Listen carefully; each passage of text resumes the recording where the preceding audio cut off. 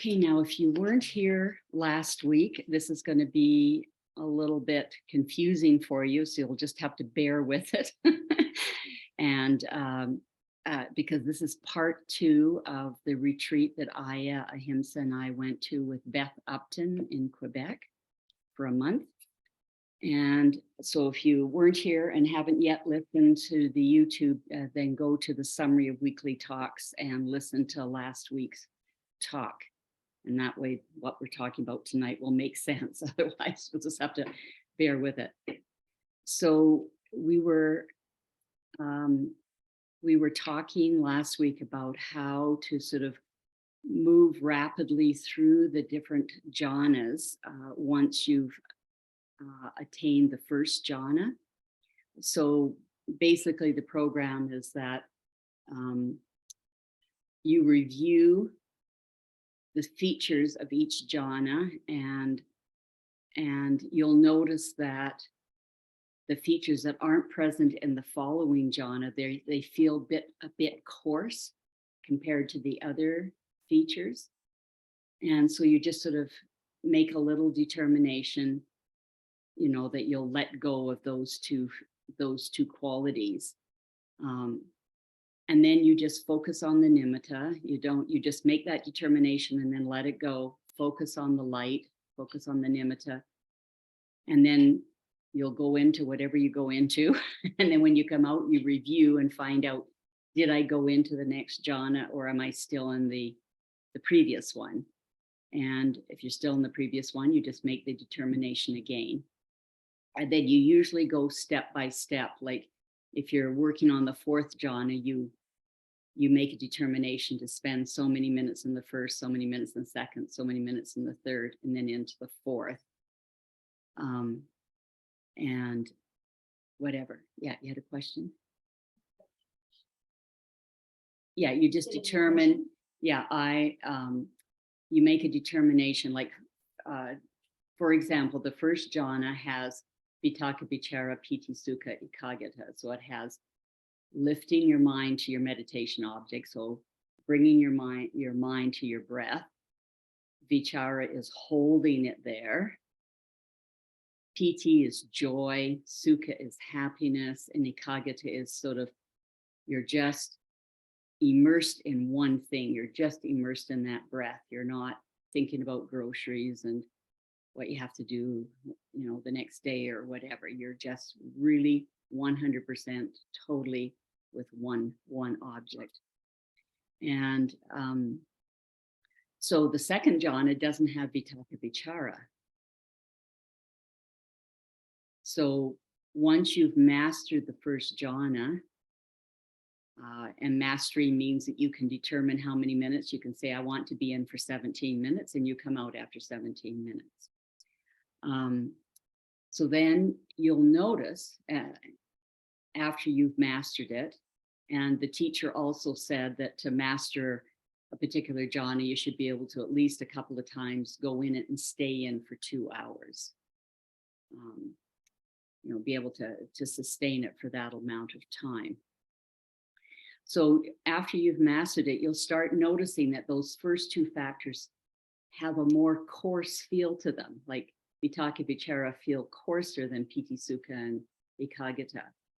And so then you just make a determination. You just say, I'm going to let go of those qualities.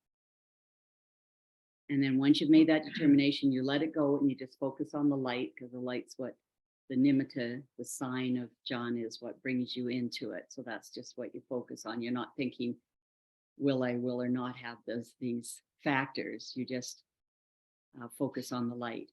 And then when you come out, then you notice, okay, were there 3 factors there, meaning you were in the second jhana, or are there 5 factors there, meaning you were in the first jhana?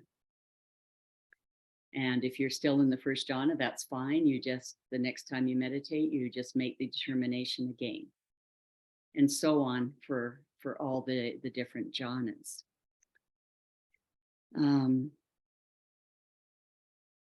So let me just go over this.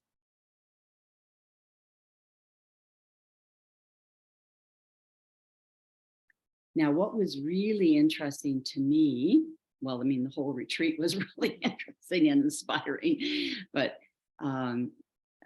one of the pieces that was very interesting to me is there's 8 jhanas. I mean, the first 4 are the real jhanas, and then they have a slightly different name, but often people call all 8 the jhanas. So the 5th jhana, and I forget the name, I haven't looked in these things, like I haven't really paid attention to these, because I mean, first of all, I'm not getting the first jhana, so I'm not worried about number 5. But they also have these names like the base of nothingness or boundless space, or things that are just sort of hard to grasp cognitively.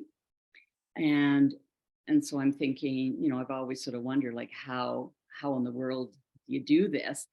So one lady went from nothing, like no nimittas or anything, started with nimittas and went through 1, 2, 3, 4, and did 5th jhana before the end of the retreat, which was so amazing. And she didn't even know what jhana was before she came to the retreat. So we, as I said, we had these group Q&As, question and answer periods, so people could, when it wasn't their day for an individual interview, they could ask more questions to get some more help that day for their practice, because we were practicing very intensely. And so we got to hear her instructions. So what she was told to do was to spend 5 minutes in first jhana, 5 minutes in second jhana, 5 minutes in third jhana. So to make that determination, that's what she would do. And then 10 minutes in the 4th jhana. Then when she came out, then this light that she could see, she was to expand it with her mind, wishing, may my light expand out to infinity in all directions. So that was sort of like the determination. May this light expand out to, in all directions to infinity. And then then the teacher said, once this was like expanded, so it's filling your visual field. I mean, it's not something you're seeing with your eyes. It's a mind phenomena, but it appears to you like you're seeing it with your eyes, but it's not a visual thing. It's a mind thing. So once it's expanded, then you just focus on a piece of it that feels comfortable. And then you do the first 3 jhanas, each for 5 minutes, the 4th jhana now for 30 minutes. Then you come out. And then you just reflect on suffering, just how all the material things in the world are suffering because they fall apart, they end, they break down, they require maintenance, whatever. In some way, there's suffering associated with all materiality. And then reflect that this light too is a type of materiality. So it's like all other materiality. And then you focus on this light with a wish to remove it gently. And she said there's 2 ways that people let go of it. Either it just goes completely all at once, or she said you can find a tiny hole in the light field and focus on that and then let that expand. So then that sort of allows it to dissipate. So now what you're left with is boundless space. And then you put your attention somewhere that feels comfortable in this boundless space. And this is now your new nimitta, your new sign. So before you were using this light, this nimitta means sign. So before you were using the sign of light to enter into jhanas. Now for the 5th one, you're using this boundless space. That's now your new nimitta to take you in. And you just make a determination to be in that jhana for half an hour. And you just focus on the space and you don't investigate anything. You just observe. And then when you come out, you check for the jhana factors, and they're the same as for the 4th jhana. And you just review if there were any disturbances or if it was just boundless space. Because if there's disturbances, then you're not quite there on the fifth jhana. And then if you're no disturbances, then you spend longer. Anyway, that was just very interesting to me because, you know, I just had no idea how, you know, how you'd even think about experiencing these jhanas. So that was quite interesting. There were besides the teacher, there were two people in the room who had they had mastered all the jhanas, but they were working on vipassana insight. So I didn't get to hear any instructions beyond the fifth. So that was as far as I got to listen in on the Q&A period.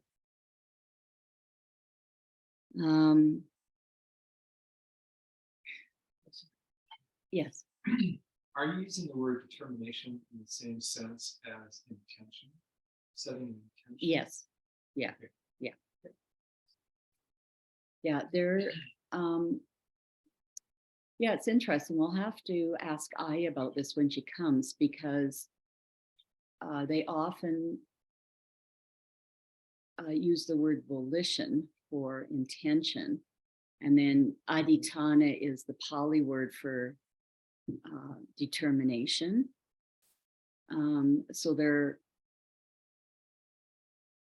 yeah, it sounds to me like they'd be the same thing.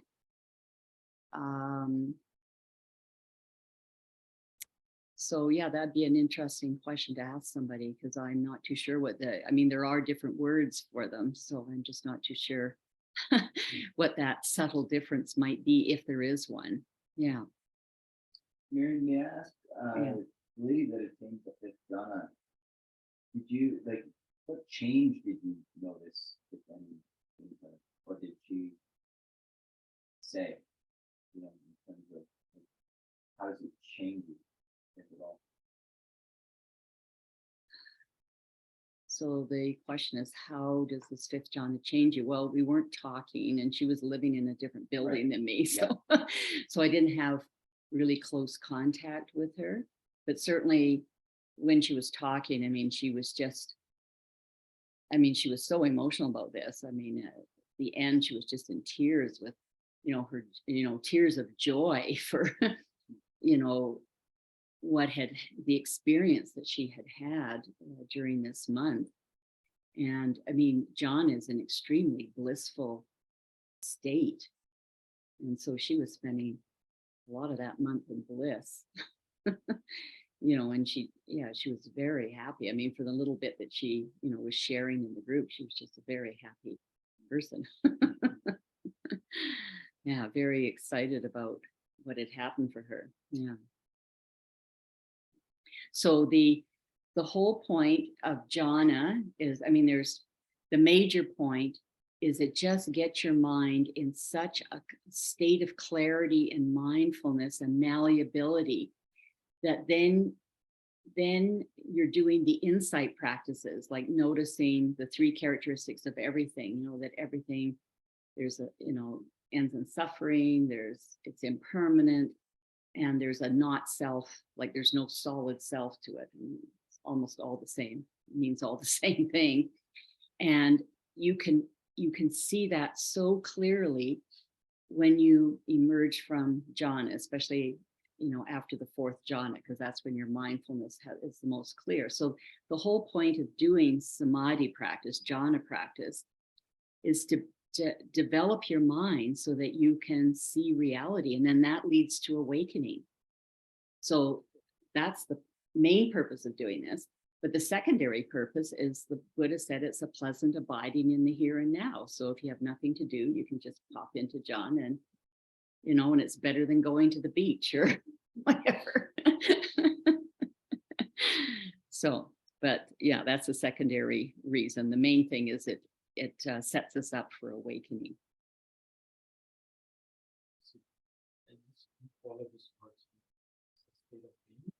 Yeah, so what I suggest is that you listen to last week's talk. Yeah, as I said, you're going to be a bit confused if you weren't here last week. Yeah. This this woman that reached the fifth one, Mhm. did anyone speculate or wonder how that happened? Sounds pretty. So, How would she be able to do that? were you here last week? You were. Okay. So what I had said last week was that the time between when you've settled down the hindrances and then you enter first jhana is extremely variable.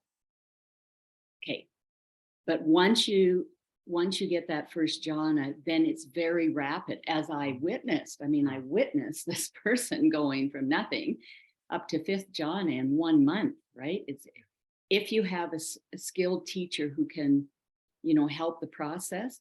So what we don't know is once you've really settled down the hindrances, which is mostly wanting and, irritation, anger, whatever. So greed and aversion. Once that's, mostly settled, and then the appearance of jhana, that's just an unknown factor. And so when that happens, then, with guidance, you can go very rapidly through the rest.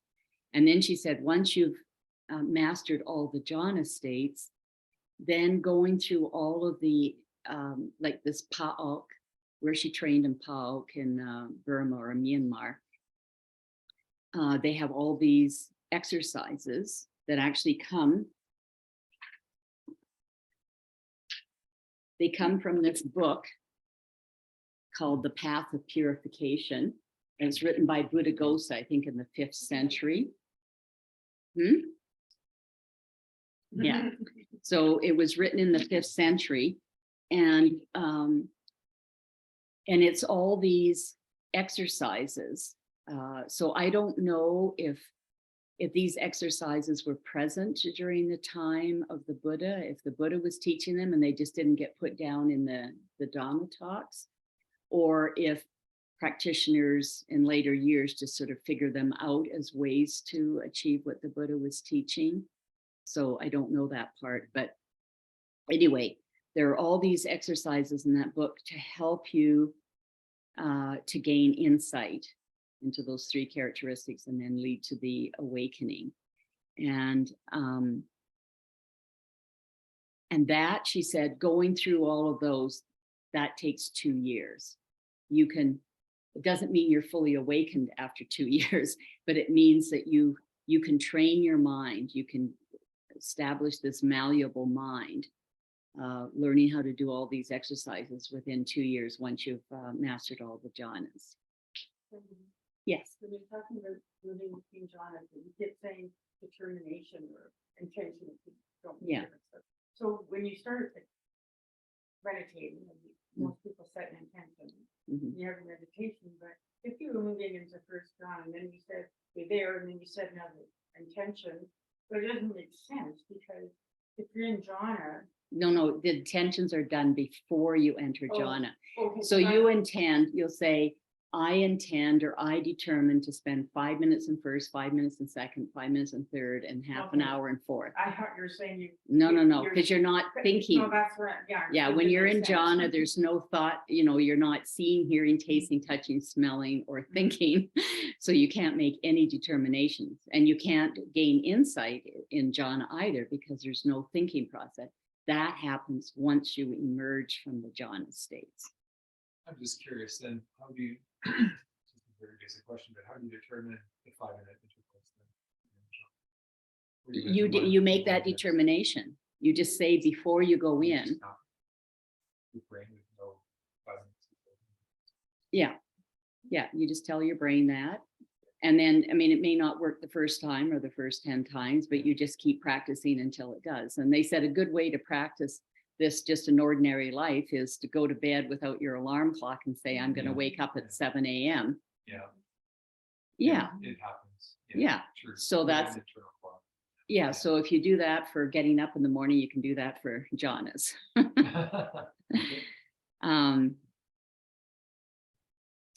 So to give you an idea, just like there were 2 people in the group. who were doing the Vipassana or insight practices. And one lady was just amazing.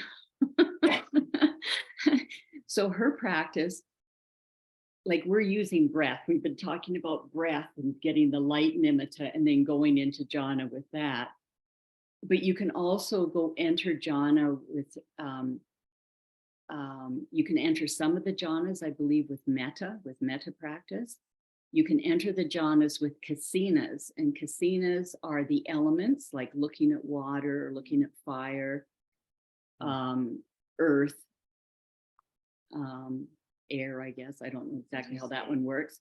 Or looking at colors, there's some basic colors that you can look at. You can look at a colored disc, and you look at it, and then you look at it long enough that you can close your eyes, then you see it with your eyes closed. So one lady in the group, she was doing water kasina, which the teacher said was one of the hardest kasinas to do, but she made it all the way to second jhana, just doing water kasina. So on warm days, she was down at the lake, just, that's ideal if you can be sitting beside a body of water. But on cold days, she was looking at a jug of water. But anyway, just to talk about the malleability of this woman's mind, or all people who are doing these practices, she would use, like, say, the fire kasina to go into the third jhana, and then, for a few seconds, she'd come out, and then she'd use breath meditation to go in the seventh jhana, then for a few seconds, then she'd come out and use the earth element to go into the first jhana and come. So she was just like, her mind, like she was having to bring all these different objects of mind to mind, as her focus, and go in, but really rapidly. Like it was, I think she started out slower, but it was just like what our minds can do when they're trained is just mind-blowing. So yeah, that was very interesting listening to the teacher give her instructions.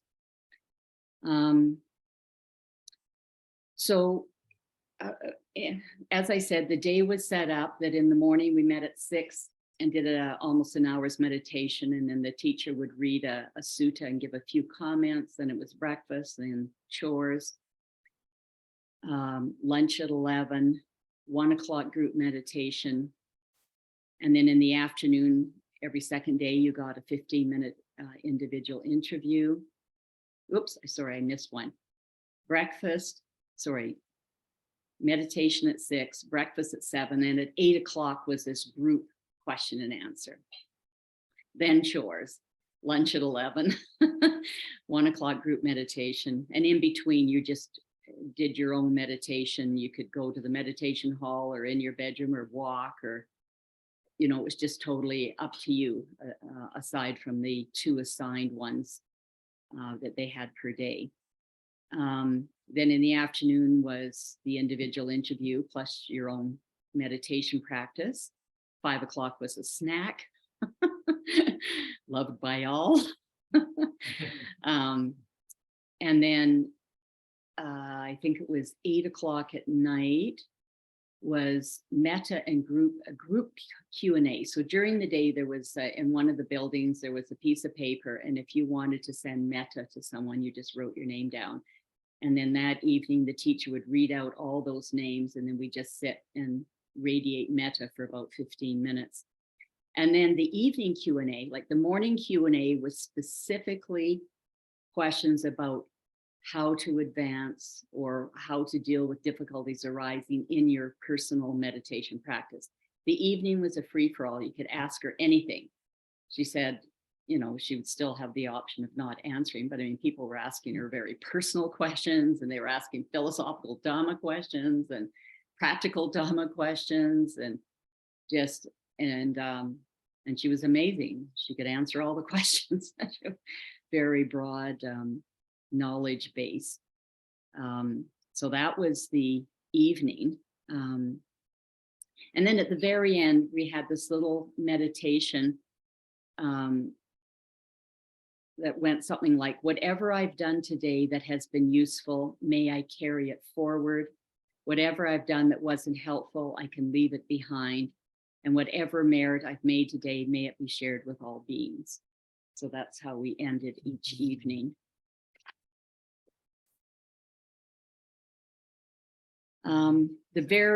Sorry.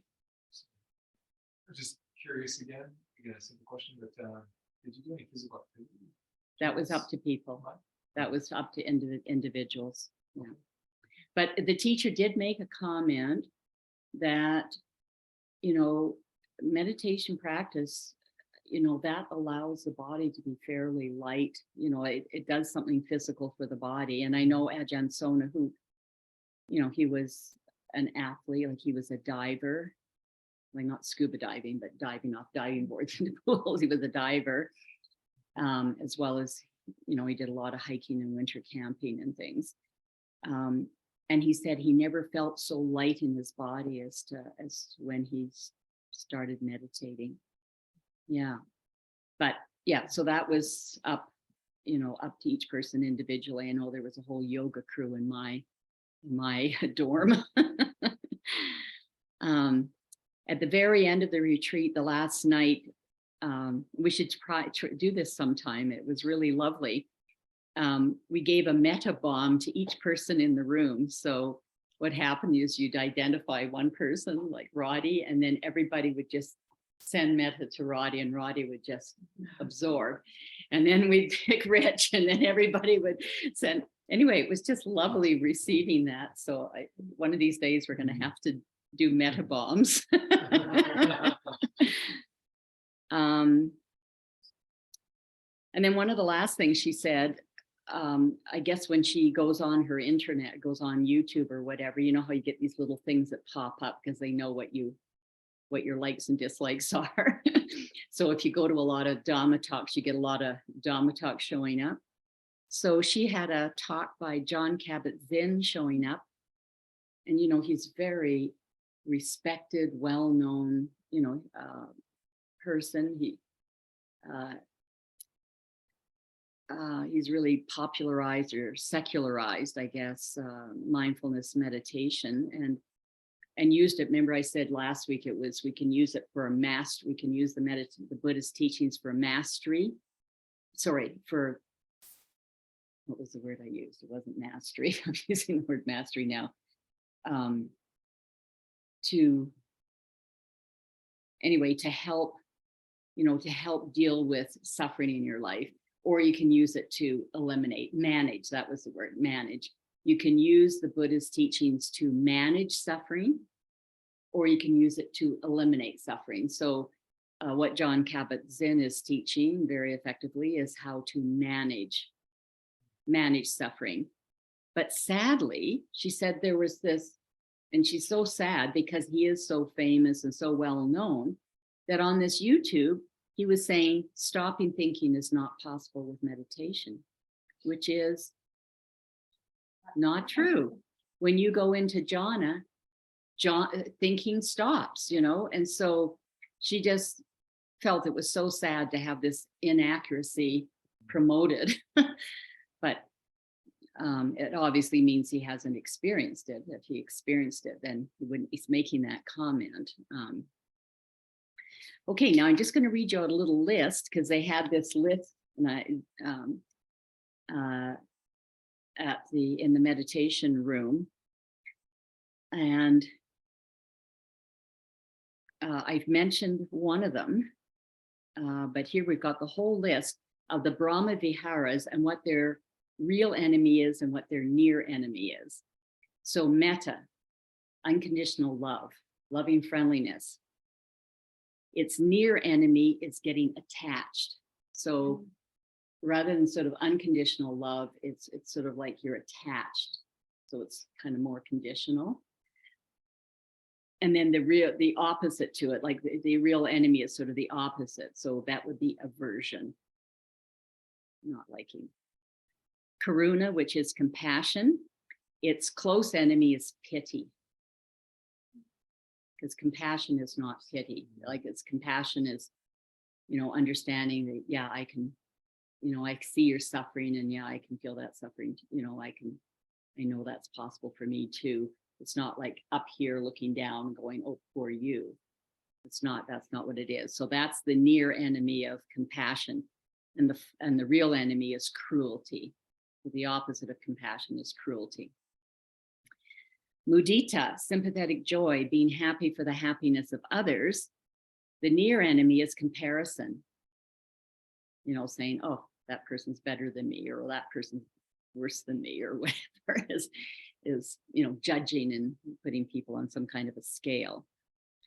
And the opposite, the real enemy, is jealousy.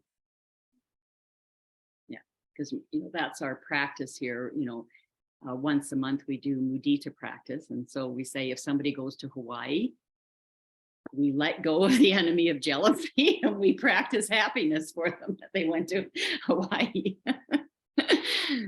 And then upekkha, equanimity. The near enemy of that is indifference. So equanimity is this unflappable calm, but it's not indifference. That's the near enemy. And then the real enemy is discrimination. And I don't know if I can say more about that. I have to think about that one myself to really let that one absorb in.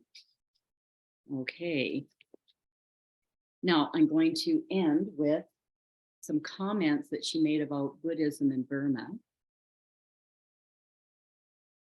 So there's two major schools, the Mahasi school and the Pauk school in Myanmar or in Burma. So the Mahasi school, this was first of all started by Mahasi's teacher, Lady Sayadaw. So lady is spelled L-E-D-I. It's not L-A-D-Y, it's L-E-D-I, Lady Sayadaw. And it's interesting, the teacher sometimes was like saying Sayadaw. And so I was confused, but Sayadaw is the Burmese pronunciation of Sayadaw. So in English we say Sayadaw, but in Burmese they say Sayadaw. So it's the exact same word. It's the different pronunciation. And it basically means head monk. So you've probably heard of Mahasi Sayadaw. So Sayadaw is the title, just means head monk. And then Mahasi or lady would be the name of the person. So Lady Sayadaw was born in the mid-1800s, and she said his writings are excellent. So I looked and I did find a book of his. So I'm going to order that because she really recommended it. And the beautiful thing that he did is he started teaching meditation to lay people, because up until then it was the monastics who were, I guess the tradition had degenerated to the point where it was only monastics who were being taught the meditation practice, and lay people were offering food and whatever, but they weren't doing a meditation practice. Now, certainly in the time of the Buddha was teaching lay people, and lay people were meditating, but that had, in Burma, that had sort of shifted until Lady Sayadaw came along, and then he started including lay people again in the teachings for meditation practice. So he was the teacher of U Pandita. I've got one of U Pandita's books in the library. It's called In This Very Life. And he was the teacher of Aya Maidanandi. So that card beside the lamp on the window, that's Aya being ordained in Burma.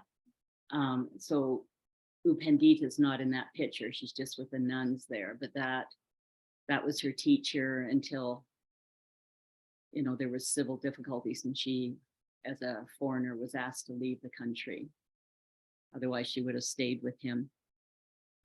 And he also taught U Ba Khin, who was the teacher of Mr. Goenka. So a lot of people have heard of Mr. Goenka. And so his teacher was U Ba Khin, and U Ba Khin was taught by Lady Sayadaw. And then, so I'm not too sure if Mahasi Sayadaw was taught by Lady or if he was taught by U Pandita, but anyway, somewhere in that lineage there. And what he did is he standardized the teaching method that Lady Sayadaw had sort of developed. So she said that it, you know, it loses something there because it's better if the teachings are individualized. So when it's sort of put in a package and just the same package to everybody, it's not quite as good. And then she said the drawback of the Mahasi, and it got known as the Mahasi method. The drawback of this method is that Mahasi Sayadaw believed that the ability to attain jhana was extinct, was over. So not true. And so there's some limitations there. Also, rather than focusing on the nostrils, they focus on the belly. And so that's a larger area. So there's more diversity. And if you're on the nostrils, then there's more unification. And so that makes it easier to enter jhana because you need that ekagata, that one, you know, that one focus. So it's just harder with the belly. But it'd be interesting to talk to some monastics and see if there's some that, you know of people. They can't talk about their own practice, but they may be able to say if they know of people who've been able to get into jhanas with belly breathing. It'll be an interesting question. Okay, now coming, so that's the one tradition, recent tradition since the mid 1800s in Burma. The other one is Pa'ok. And I was confused. I said, like, is it a person? Is it a monastery? What is it? So that was the name of the village. So there was this village called Pa'ok, and then a monastery got built there. And so it got called Pa'ok. And then the head monk that ran that monastery, he got called Pa'ok. So he got called Pa'ok Sayadaw or Theodore. So there's, I think everybody that went through there. So there's a lot of monks called Pa'ok. So she said the original Pa'ok Sayadaw was brilliant. He knew this entire Visuddhimagga, and you saw how thick it was.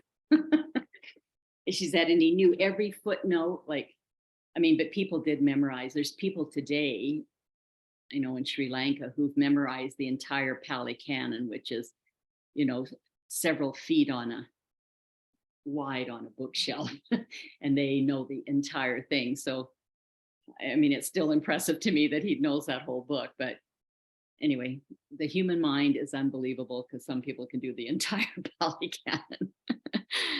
Canon. So, and what he did is he didn't have a teacher for this Visuddhimagga. He taught himself all of the exercises in there. And then has been teaching others. And so, you know, what they said, if you're just told to sit with the breath and be with the breath, that yes, you can still make your way to jhana and awakening with that. But she said, just using these exercises just makes it go so much faster.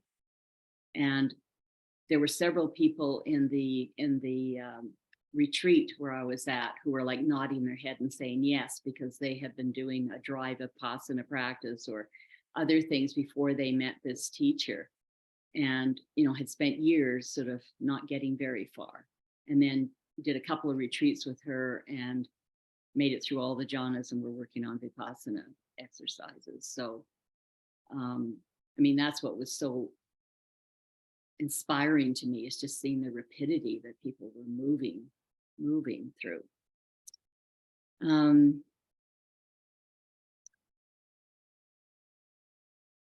So she said a criticism that she has about the Pa'ok method is that the teachers teach all the methods to each student, you know, and they're not all needed. But she said the Buddha would, you know, be able to give one teaching to somebody and they go off and meditate and become awakened.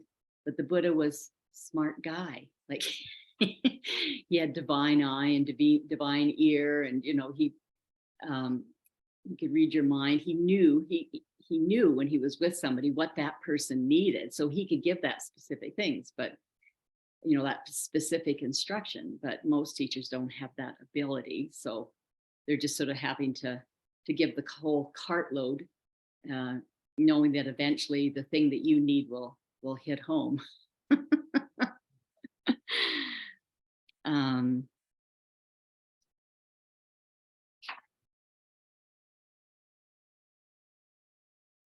And then she made a sad comment, like she really revered her teacher. She just felt he was just an amazing teacher, very helpful to her. She was there 5 years.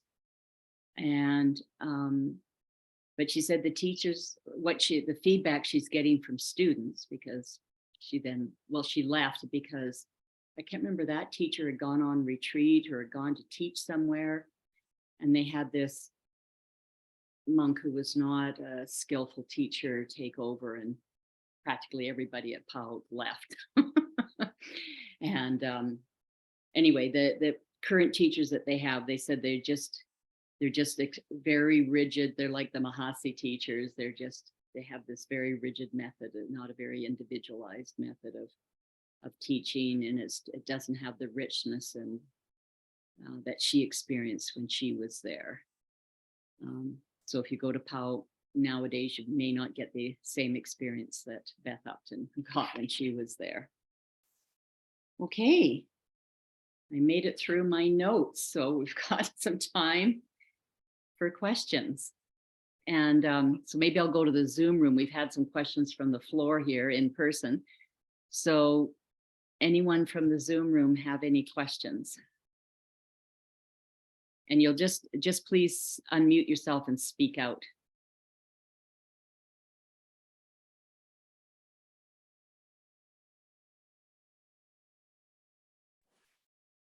Hi, Sangamita. Yes. Well, it's the spelling of Pao Oak. It's Mahasi Saudao. yeah. So PAUK is P-A and then A-U-K. Oh, I see. Yeah, and Mahasi, M-A-H-A-S-I. Just a minute, let me look.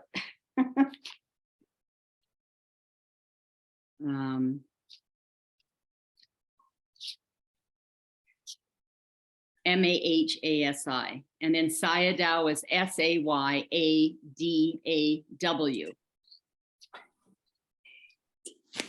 Oh, thank you.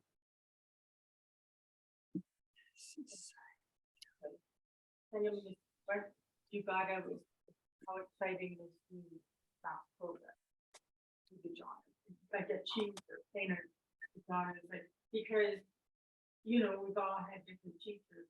Yeah. And no one had the approach that we're talking about.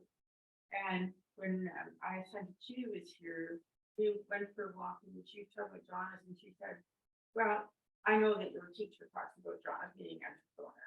And she said, you teach jhanas, because she said, I haven't done nothing for me. So she teaches something totally different, but to have the same attainment in the end. Yeah. So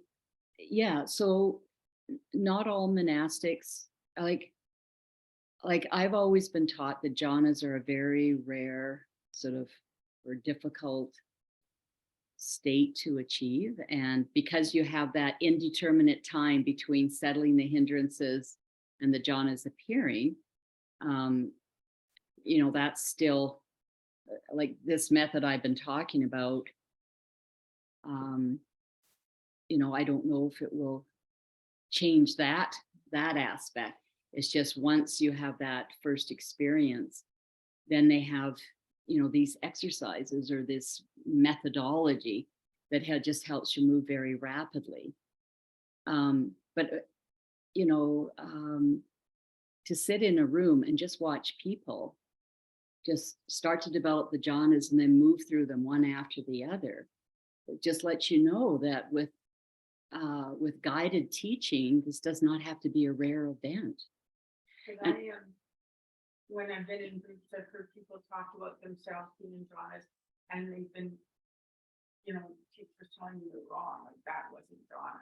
Yeah. So it's when you're talking, you have a teacher that, can work individually and teach you the same thing all the time, that, then you'll know that you've been in a jhana state. Yeah, well, the Buddha this is talking about the definition of jhana. So the Buddha was pretty clear in his teachings, and I can't remember the exact words, but he said secluded from the sensory pleasures. So that means, or the sensory world. So that means you're so focused on your meditation object that because you're not stimulating your senses, they shut down. And as I said last week, you've all sort of experienced this. If you've had your partner reading the newspaper and you're calling them to dinner and they're not hearing because they're so focused in on that newspaper or that TV or whatever, that, their hearing is sort of shut down. So this is what happens when we're focusing on a meditation object. We stop hearing, we stop seeing, we stop feeling, we stop smelling, we stop tasting, and we stop thinking. So that's very dramatic. Like that is not an experience that we have, that most of us have ever had.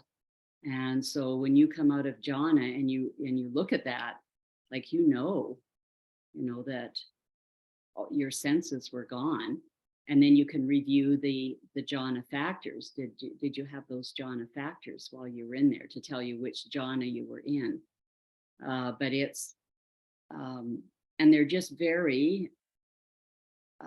The first jhana, I mean, it's extremely blissful. It's that's like the bliss is beyond anything you've ever experienced in life. But it's closer to your sort of life experience, but then that second jhana is so dramatically different. Like once you've experienced these things,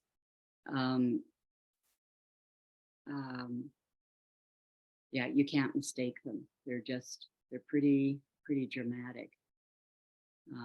But if you don't know about them, you may think that when you're just sort of sitting quietly and you're peaceful and you don't know anything about jhana, you can say, oh, I was in jhana just because I was sitting quietly and peaceful. So yeah, you do need to have somebody who can discuss it with you and who knows how to characterize it. I was going to just make a comment because last week at the end of the group, after we'd shut off the video, I heard two reactions in the rooms. Several people were quite excited, like I was, and a few people were overwhelmed. And so this message is for the overwhelmed people. Don't worry. If you don't want to put in all this extra practice, if this is not your goal, if you're quite happy with managing suffering, great. I can attest, I've had a long practice of, it's increasing now since I've been retired, but through my working career, I had a 40-minute practice a day. I just meditated 40 minutes a day, other than my beginner's luck once only jhana experience that I had early on in my meditation career. I don't have jhanas. I don't have any factors of awakening or any stages of awakening. And yet this meditation practice has majorly changed my life. It's giving me so many benefits. So just using the teachings of the Buddha to manage your suffering, or to manage suffering in life, is an absolutely fantastic goal. And so it's just up to each person individually what you want to do and what your life allows you to do. So this group encompasses all of us, from whatever end of the spectrum that you're on. We want to support you and wherever you want to, however you want to do your practice. Any more questions? I have just one now with Yes. Beth talking about nimittas being the sign. Yes. Did she mention any other types of signs besides light that some people experience? Yeah, she said with the breath, it's always the light. And But I guess with the casinas, it's going to be either the color or the element. I don't know what it would be for metta. Yeah, that was an interesting question. Yeah. Yeah, What would it be? we can ask her about that. Yeah, Okay, thanks. you're welcome.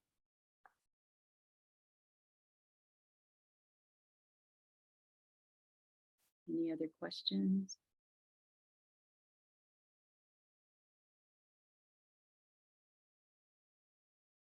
So I'm not sure how we're going to present this. We might just have people come in for individual interviews with Ahimsa. You know, if you're wanting to work on this method that I've been talking about the last 2 nights, or we're definitely restarting moon days, which don't work for people who still have jobs.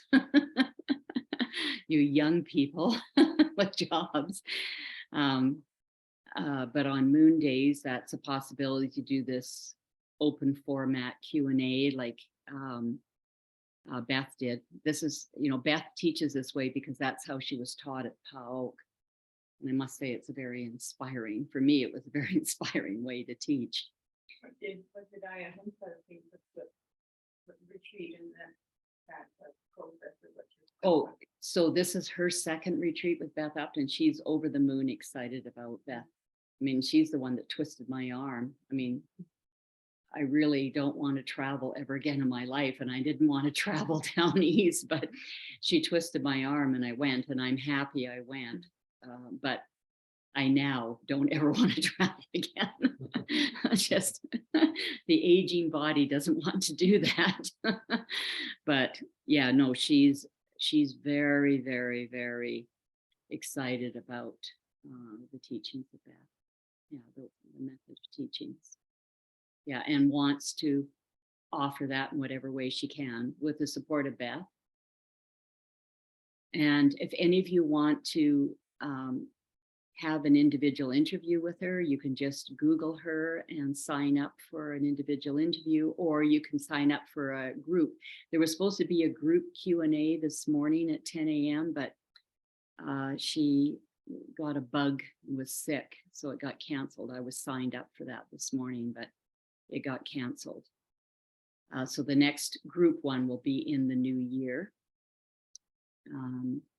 And I don't know about individual ones. You'll just have to look at her schedule. And I didn't look to see if she still is offering individual sessions or if they've been canceled till January. Yeah.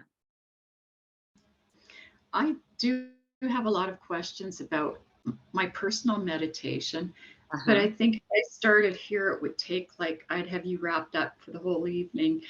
So I hopefully get an opportunity somewhere along the line to a one-on-one interview with somebody. Yeah. Where is it that you live, Elaine? In the Crow's Nest Pass. And I looked up the census and I think it says I'm the only Buddhist here. There's one person, so I'm assuming it's me. So there might be some yogis or New Agers that are meditating, but I kind of really want to follow the Theravada. Yeah. So certainly, so we can connect with you, you know, say a Zoom call, an individual Zoom call, so we can organize that. Yeah, because that's too far to come in person. Yeah. So we can do that over Zoom. So I'll just have to, you know, once is here, we'll see what her schedule's going to be. Oh, thank you so much. That's terrific. Yeah. Otherwise, if I started, like I said, I'd have you up till 3 a.m. Yeah. I wouldn't let you go. We only have 1 minute left, so. Yeah. Okay, any last burning questions before we do our closing? Okay, we'll end with with metta meditation, loving friendliness. May you be well. May you be happy. May you be peaceful. May you be loving. May you be calm. May you be safe. May no problems come to you. May no difficulties come to you. May no harm come to you. May you meet with spiritual success. May you have the patience, the courage, the strength, the determination, the inner clarity and the wisdom to meet and overcome the inevitable problems in life, to meet and overcome the inevitable difficulties in life, to meet and overcome the inevitable frustrations in life, and to meet and overcome the inevitable failures in life. May the whole of our hearts be filled with loving friendliness. May every cell of our body be filled with loving friendliness. May every level of our consciousness be purified by loving friendliness. May we build a healthy, happy aura of loving friendliness all around us, through which no evil thought, word, or intention, or any form of harm may penetrate, but from which loving friendliness may radiate in all directions, and may we be protected. May the merit of our practice be shared with all sentient beings, named and unnamed. Blair, Lise, Tracy, Brett.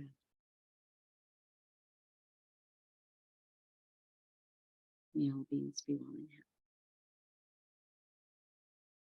Thank you, everyone.